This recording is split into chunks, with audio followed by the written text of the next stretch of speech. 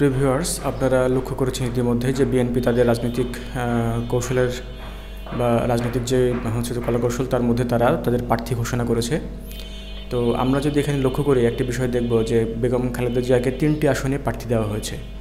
Previewers, এই বিষয়টা নিয়ে মূলত আপনাদের সাথে আজকে কথা বলবো যে তারেক রহমান একটি আসনে প্রতিদ্বন্দ্বিতা করছেন, আর খালেদা জিয়া কেন 3টি আসনে তাকে নমিনেশন দেওয়া হলো।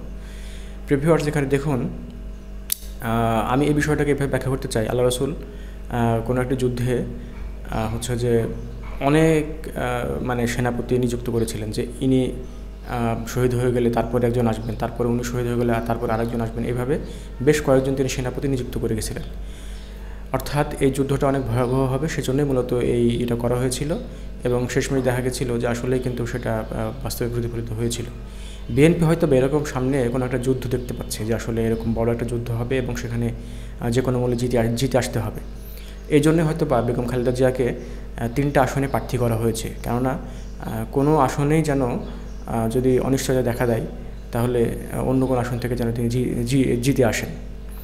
তো আমরা দেখি সামনে আসলে এটার কি একটা অবস্থা বিরাজ করছে বা বিরাজ করবে, কারণ 3 জায়গা থেকে তিনি নমিনেশন নিয়েছেন। যদিও তিনি অসুস্থ মানুষ, তিনি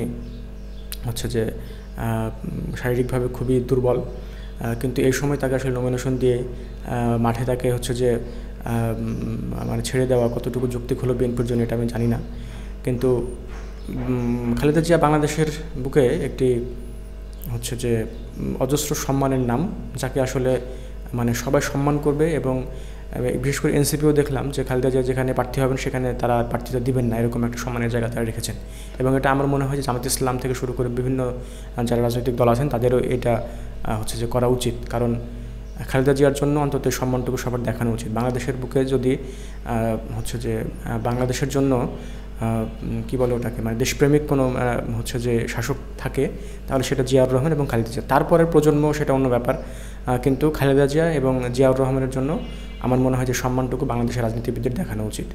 তো আসলে খালেদা জিয়াকে 3 জায়গায় যে প্রার্থী ঘোষণা করা হলো, এখানে আমার মনে হয় যে বিএনপি কিছুটা এখানে দুর্বলতার পরিচয় দিয়েছে। আমার মনে হয় যে কোনো একটা জায়গায় যদি শক্তভাবে বিএনপি কাজ করত এবং সেখানে যদি খালেদা জিয়াকে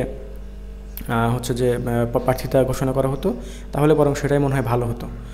অথবা আমার যেটা মনে হয় যে তিনি যেহেতু এখন রাজনৈতিকভাবে খুব একটা বেশি কর্মকাণ্ডে অংশগ্রহণ করতে পারছেন না, তার জন্য দলের হয়তো বা অন্য কোনো পর্যায়ে যদি তাকে রাখা যেত সেটাও বরং ভালো হতো।